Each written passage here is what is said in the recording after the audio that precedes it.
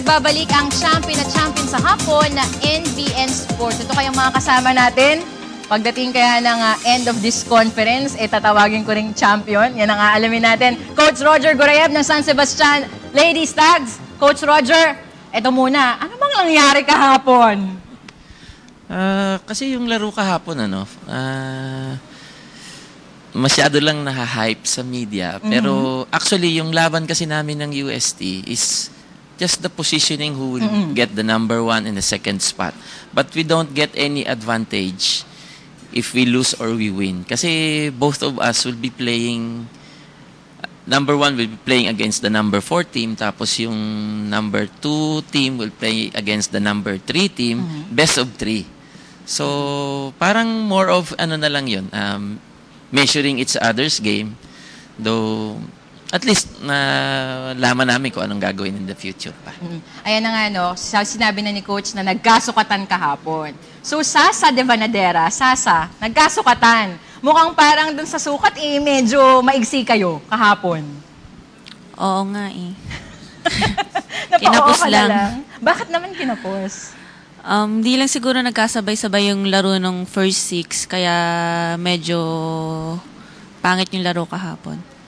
At nasa first 6 natin yung ating guest player, Susain Roses, na pumuputi ngayon. Susain, ano ba yung pakiramdam sa loob ng court kahapon? Bakit parang di ba kayo makapag-communicate well? Parang nahihirapan ba kayo? Off ba? Under the weather ba? Medyo. Hindi kami masyadong nagkatugma-tugma kahapon So, siguro naglaro kami, wala yung teamwork namin kahapon. Naglaro kami para sa sarili namin So, nagkanya-kanya kami kahapon. So, marami tayong natutunan kahapon. Oo. Pero Chang, yung UST, bakit parang iba daw ang bangis nila kahapon?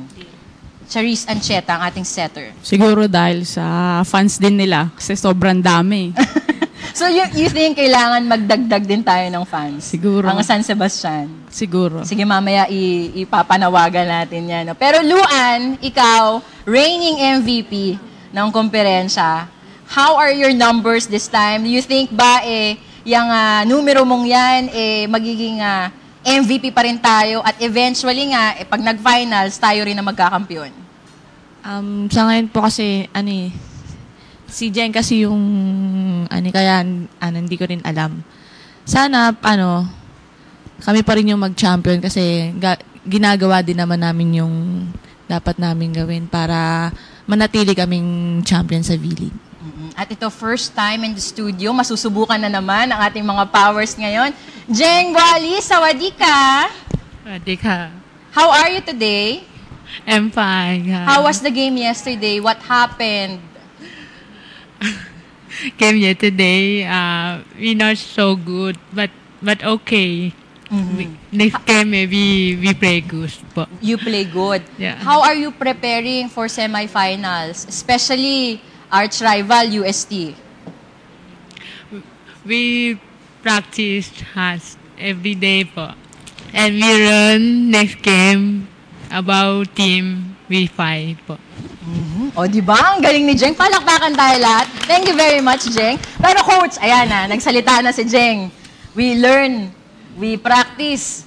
Ano ba ang paghahanda natin for the semis? Lalo na itong UST, 2 beses na kayong nagharap this conference. Parang yun na nga, nagkakasukatan, maigsi-igsi tayo, medyo kinakapos. And to think, intact ang lineup mo, Siguro, medyo nagkukulang kami dun sa depensa.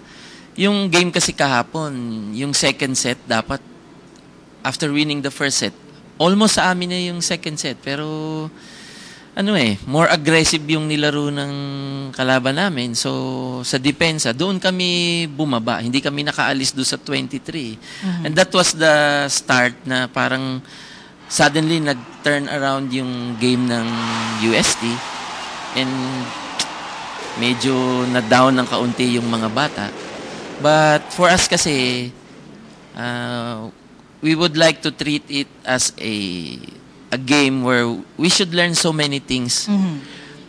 We'll try to correct all our mistakes in our next few games. But ang target namin ngayon is to win the semifinals to go to the finals. Yun muna. Okay, so speaking of lessons learned, ito nga ating mga girls, mga locals natin. Last conference, nag-finals tayo at tayo din na nagkampiyon. Pero wala si Jeng noon. You think ba this time medyo nagpapaka-complacent tayo, medyo nagpapabaya kasi nandito si Jeng. Parang, sige, andyan naman si Jeng. Sue? Ngayon siguro hindi naman masyado, pero minsan siguro nagre-rely kami sa kanya na hindi namin napapansin na sobrang nababantayan na siya nung opponents namin. So siguro kailangan talaga naming practicein yung variation ng offense namin. So hindi kami kailangan mag-rely kay Jeng. But how optimistic is the team na talagang finals to, tapos dire-diretso, championship? Luan! Sige, kaya mo yan, Luan. Siguro, na lang, PJ. Siguro, na lang siguro yung sa teamwork, magtatrabaho yung ibawat isa sa amin. Siguro, kung ano yung nangyari nung last season sa amin, siguro dapat mas lumakas pa kami kasi nga, bumalik na sa amin si Jeng. So, parang, na lang, yung magkaisa na lang din. Yung